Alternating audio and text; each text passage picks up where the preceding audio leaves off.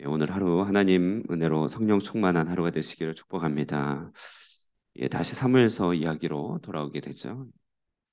본문은 이제 이스라엘의 왕위가 사울에서 다윗으로 넘어가는 그런 과도기 중간기를 얘기하고 있습니다. 왕권이 사울에서 다윗에게로 넘어갔다. 이것을 묘사하는 사무엘서의 기록이 우리에게 많은 것들을 교훈하고 있죠. 왕위가 사울에서 다윗에게로 넘어갔다. 누가 진정으로 이스라엘을 다스리는 왕이냐? 그리고 어떻게 하면 하나님 나라 안에 참된 영향력을 끼칠 수 있는 것이냐? 우리는 단지 사람의 왕권이 이동한 것을 보는 것이 아니라 하나님의 통치 방식을 본문을 통하여서 면밀하게 관찰할 수 있습니다.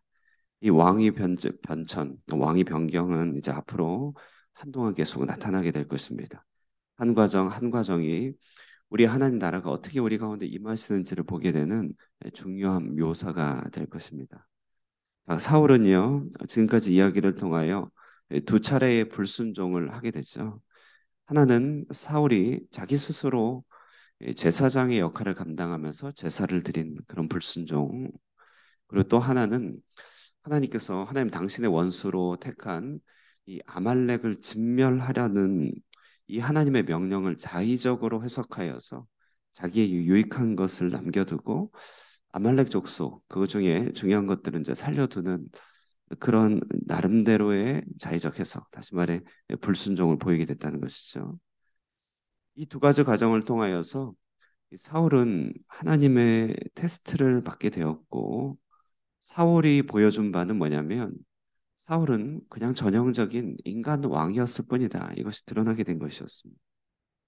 그는 하나님에 의하여 선택되고 기름 부음 받았고 은혜도 받았지만 그 내면에 추구하는 바는 그냥 이 세상 나라의 왕권이고 부강함이었죠.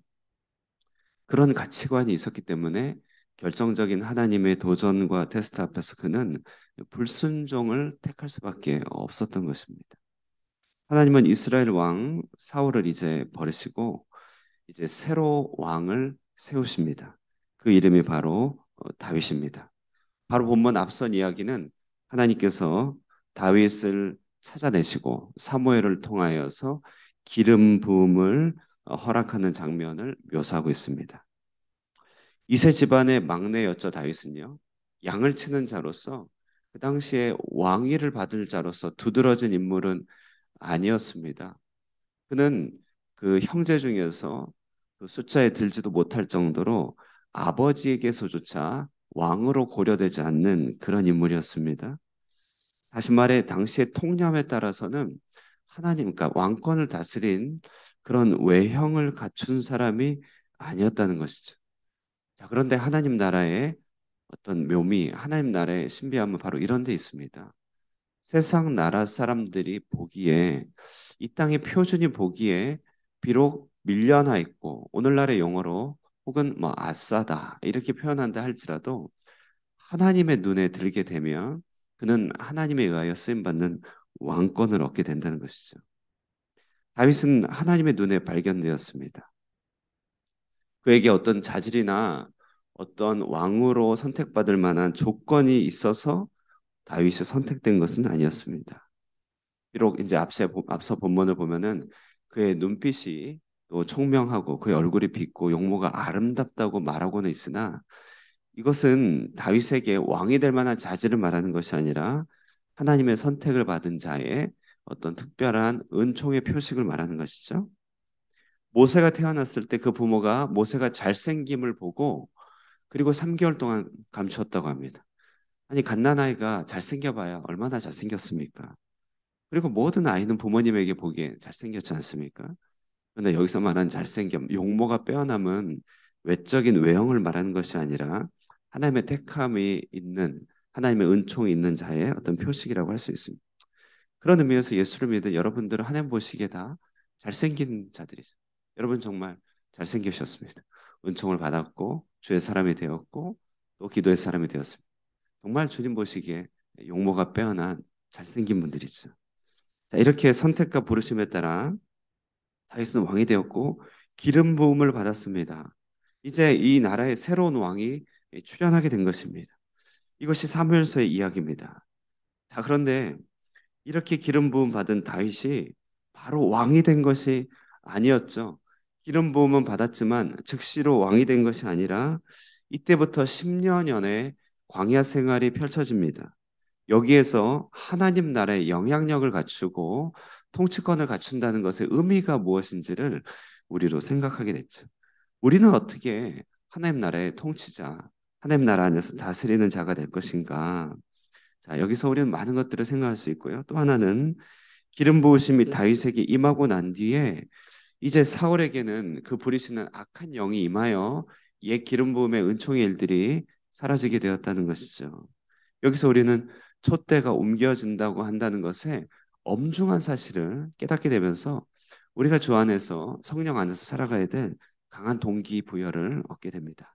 자, 오늘 본문은 이제 연결되면서 사울은 그 떠나신 하나님의 영의 역사로 말미암아 악한 영에 시달려 번민하게 됨을 보게 됩니다. 그는 신경증을 보이고 히스테리 증상을 보이기 시작합니다. 자, 우리는 우리의 환경이 우리를 괴롭힌다고 생각하지만 그러나 궁극적으로 우리의 괴로움은 우리 안에 있는 충만한 영의 역사의 부재 때문임을 알 수 있죠. 어떠한 힘들고 어려운 일이 있어도 어떠한 어려움과 위기가 있어도 우리 안에 하나님의 영이 충만하게 있을 때 우리는 사실 번뇌하거나 시달리는 일은 없습니다.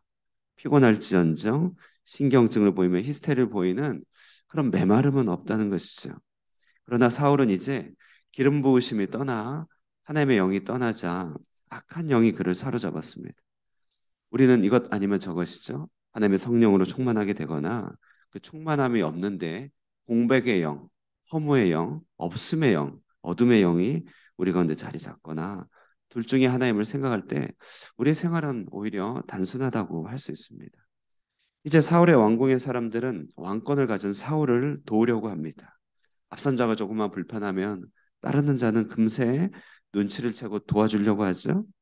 그 증상을 완화시켜 줄 사람을 이제 고용하자고 합니다. 바로 이 상황에서 이제 이세의 아들 다윗과 사울의 그런 만남이 펼쳐지게 되는 것이죠. 사울은 하나님의 영이 떠난 상태로 신경증과 온갖 히스테리 가운데서 서 있습니다. 다윗은 새롭게 부음을 받고 성령 충만한 가운데 서로 만나게 됩니다. 왕권의 교체식은 바야흐로 지금부터 펼쳐지는 것입니다. 나중에 모리아 산에서 나중에 길보아 산에서 사울이 엎드려지고 헤브론에서 그 사람들이 다윗에게 기름을 부음을 통하여서 그가 왕이 된 것이 아니라 이미 왕권 교체는 이 두 사이의 일상적인 만남을 통하여 이루어지고 있다는 것입니다. 여러분, 그러므로 우리 일상이 얼마나 중요합니까? 하나님 나라의 큰 대국, 큰 변화는 이처럼 어떤 결정적인 위임의 장면이나 행사를 통하여 펼쳐지는 것이 아닙니다. 이처럼 일상의 순간 가운데서 우리의 평상시의 모습 가운데서 우리 안에 있는 성령의 역사를 통하여 거기에 순종할 때 하나님 나라의 큰 변화가 이미 이루어지고 있다는 것이죠. 여러분들이 오늘 힘겨운 발걸음을 뚫고 이 자리에 온 것도 큰 변화의 단초가 될 수 있습니다. 우리가 하나님께 순종하여서 만나기 싫어하는 사람을 만나고 말하기 싫어하는 사람에게 말을 하며 하나님의 이야기를 시작할 때 큰 변화가 정말 일어나기 시작하는 것입니다. 다윗과 사울의 왕위 교체는 바로 이처럼 일상의 고통스러운 현장 가운데서 펼쳐지고 있다는 사실. 다윗은 18절에 추천을 받았습니다. 19절에 사울은 그를 고용합니다. 이제 악령이 크게 역사할 때 다윗은 사울에게 수금을 들고 와서 그것을 타면서 증상을 완화시켜주는 도우미의 역할로서 그의 왕위는 시작됩니다. 자, 그러므로 우리는 이 본문을 통하여서 한 세 가지 정도를 묵상하면서 적용하고 기도할 필요가 있습니다. 첫 번째는 이제 지금까지 쭉 얘기한 것의 어떤 요약인데요. 하나님의 교회에서 하나님 나라에서 다스린다는 의미가 무엇인지를 우리는 깊이 생각해 봐야 됩니다. 우리는 다스린다고 생각할 때 권위를 입고 명령을 하며 지휘 체계 속에 들어간다는 것을 말합니다. 우리는 갑의 위치가 되는 것을 너무나 중요하게 생각한다는 것이죠. 그러나 외적인 통치의 개념도 권력의 이야기도 하나님 나라 통치의 본질은 아니란 사실을 오늘 본문을 통해 알 수 있습니다. 하나님 나라 안에서 교회 안에서 다스린다는 의미는 무엇입니까? 그것은 성령의 역사가 충만한 자가 고통 가운데 있는 자들을 돕기 시작한다는 데서 다스림이 있는 것입니다. 사울은 괴로워하고 있습니다. 히스테리 증상을 보이고 있습니다. 사울은 비록 왕권을 가지고 있지만 그 왕권은 그에게서 어떤 구원의 일도 하지 못합니다. 반면에 다윗은 목동이었습니다. 그는 제야의 인사였습니다. 그는 그냥 고용받은 파트타임 잡이었습니다. 그러나 그 안에는 성령의 역사가 있었고 흐르는 수금의 노래가 있었습니다. 찬양이 있었습니다. 그 흐르는 마음의 노래를 통하여 사울에게 들려줄 때 사울에게는 나음이 있었고 치료가 있었다는 것이죠. 하나님 나라의 다스림은 무엇입니까? 치료해 줄 수 있느니, 고쳐줄 수 있느니, 성령의 소리를 발할 수 있느니, 그것이 바로 다스림의 왕권을 가지고 있다는 그런 증거가 될 것이죠. 하나님은 우리를 이 땅에서 왕과 같은 제사장으로 불러주셨습니다. 그러므로 우리도 이 땅에서 이미 다스림이 시작된 것입니다. 어떤 굉장한 지위나 부가 주어져야 다스림이 시작되는 것도 아닙니다. 우리가 규모가 크고 우리가 뭔가 할 수 있는 여력이 있어야 다스림이 시작되는 것이 아닙니다. 오늘 본문처럼 아주 단순하고 또 일상적인 시작입니다. 그러나 중요한 것은 외적인 직책이 아니라 우리 안에 역사하는 성령의 일이라고 하는 것이죠. 저는 여러분들 삶 가운데 이 성령의 역사가 충만하여 참으로 이 세상을 다스리는 참된 통치자가 되기를 간절하게 소망하는 것입니다. 오늘 아침에도 기도를 통하여서 하나님의 다스림, 이 하나님 나라 다스림, 성령의 역사로 말미암은 치유의 역사가 여러분을 통해 이 땅 가운데 충만하게 적용될 수 있기를 주님의 이름으로 축원드립니다. 두 번째, 그러므로 이제 우리의 싸움은 무엇인가 적용할 수 있죠? 우리의 싸움은 무엇인가? 바울이 말한 바 우리의 싸움은 혈과 육이 아니라는 것을 본문을 통해 너무나 구체적으로 나타나고 있습니다. 다윗이 왕권을 이어받았다고 그의 왕권을 주장한다면 이 순간에 어떻게 됐겠습니까? 다윗은 꽃도 못 피고 그 자리에서 즉사하게 되었을 것입니다. 어디 감히 반역의 마음을 꿈꾸냐는 것이죠. 혈과 육의 관점으로 기름 부으심을 해석했다면 다윗은 뼈도 못 추렸습니다. 우리도 그렇습니다. 하나님께서 우리에게 허락하시는 싸움은 혈과 육에 대한 것이 아닙니다. 눈에 보이고 외적인 성취도 아님을 알 수 있습니다. 우리의 싸움은 바로 오늘 본문에서처럼 성령의 역사로 말미암아 이 땅의 아픈 것들과 병든 것들을 고쳐주는 싸움이 우리의 싸움이라는 것이죠. 우리의 싸움은 성령의 싸움이고 영적인 싸움입니다. 자, 그러므로 이제는요, 조금 한 걸음 더 적용해 보면요, 이제 예수님이 내 곁에 다윗으로 계시다는 사실을 늘 항상 해야 될 필요가 있습니다. 우리는 이미 옛사람의 본성을 가지고 태어난 자로서 우리 안에도 사울의 이와 같은 공백들, 사울의 여러 신경증 등을 종종 경험하곤 합니다. 그럴 때 우리는 우리 자신을 어떻게 치유합니까? 예수님이 다윗이 되어서 우리 곁에서 성령의 수금을 타신다는 사실을 우리는 노상 기억해야 되는 것이죠. 동시에 이 말은 무엇이냐면요. 우리는 우리 스스로에게 다윗이 되어 주어야 한다는 사실을 말합니다. 우리는 스스로를 너무 학대할 때가 많이 있습니다. 우리는 스스로에게 사울처럼 굴 때가 많이 있습니다. 온갖 조급함과 이 땅의 분노를 가지고 우리 스스로를 괴롭힐 때가 많이 있는 것이죠. 그러나 우리는 그런 사울의 목소리를 그치게 하고 우리에게서 다윗의 소리가 바라도록 해야 됩니다. 시와 찬미와 신령한 노래들로 우리 귀에 들려주며 우리의 입의 말을 지켜 하나님께서 들으시기에 선한 말을 고백하고 읊어야 됩니다.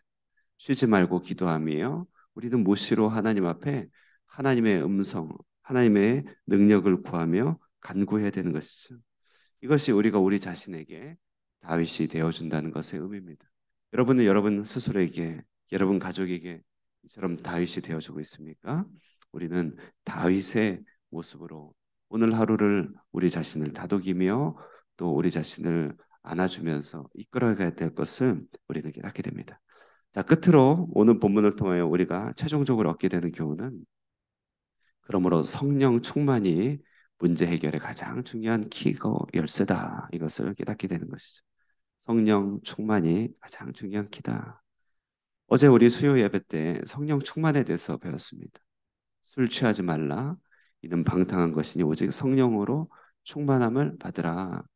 취함으로 역사하는 세상의 세력과 충만함으로 역사하는 성화의 세계가 얼마나 대비가 되는지 우리는 보게 되었죠. 어둠과 빛의 대비, 차가움과 뜨거움의 대비라고 할 수 있습니다. 본문은 왕권에 취한 사울의 히스테릭한 반응과 성령으로 충만한 다윗의 권능 있는 성화의 이야기가 대조됩니다. 누가 승리하는지를 보여주고 있죠. 정말 문제 해결의 키는 성령 충만입니다. 다윗의 전 인생 가운데서 하나님께서 늘 항상 테스트하시고 점검하는 바도 이 성령 충만함이었습니다.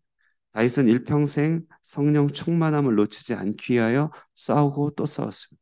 그에게 위기가 찾아왔지만 그로 하여금 다시금 왕권을 회복하게 한 일은 성령 충만이었습니다. 우리는 성령 충만을 신앙의 격가지로 생각해서는 결코 안 될 것입니다. 성령의 충만함을 위하여 우리의 모든 대가를 지불해야 할 것입니다.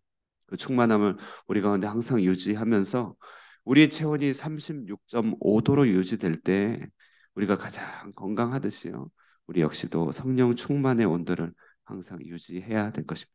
오늘 아침에 그 온도를 유지하는 충만함이 회복되는 기도 시간이 되기를 바랍니다. 이와 같은 기도 시간 우리가 간절히 지키면서 성령 충만함을 늘 항상 유지하고 오늘 이 아침에 기도했으니까 나머지 기도 안 해도 된다. 이게 아니죠. 아침에 기도했으므로 기도의 영이 여러분 가운데 살아 있어서 오늘 하루 무시로 기도하고 쉬지 말고 기도하고 늘 항상 깨어 기도할 수 있는 성령 충만한 저와 여러분 되시기를 주님의 이름으로 축원드립니다. 기도하겠습니다. 하나님 아버지 은혜와 사랑 감사합니다. 오늘 하루도 주님 앞에서 말씀으로 시작합니다. 하나님의 임재와 하나님의 영광을 바라보기를 사모합니다. 하나님만이 우리 삶을 다스리시고 주관하여 주시기를 간절하게 간구하옵나이다. 그러므로 주의 성령께서 우리 안에 역사하여 주시옵소서. 사울과 같이 우리 안에 거친 것들을 어루만져 주시고 성령의 역사로 말미암아 우리 안에 병든 것들을 치료하여 주시며 이 병든 세상 가운데서 우리가 다윗과 같은 직분을 얻어 하나님 성령 안에서 이 세상을 위하여 기도하고 중보하며 이 세상을 고쳐나가는 참된 하나님 나라의 통치자의 역할들 잘 감당할 수 있게 도와주시옵소서.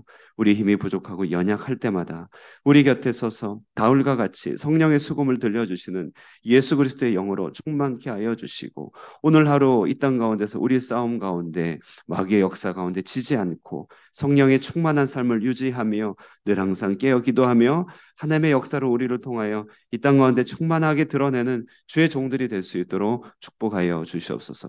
하나님 기도하고 돌아가요. 이제 돌아가 각자의 처소에서 우리의 일상을 살아가는 동안에 하나님 오늘 이 아침에 기도한 주님의 기도의 종들을 붙들어 주시고 이들을 통하여 다윗의 역사가 나타나게 하여 주시고 어둠들이 물러나게 하여 주시고 영적인 회복이 나타나게 하여 주시고 주님의 부흥의 역사들이 이들을 통하여 이 땅 가운데 충만하게 나타나 하나님 흩어진 여러 장작들이 함께 모여 큰 불을 이뤄내듯이 하나님 이들을 통하여서 이 땅 가운데서 성령 충만의 큰 불을 허락하여 주시옵소서.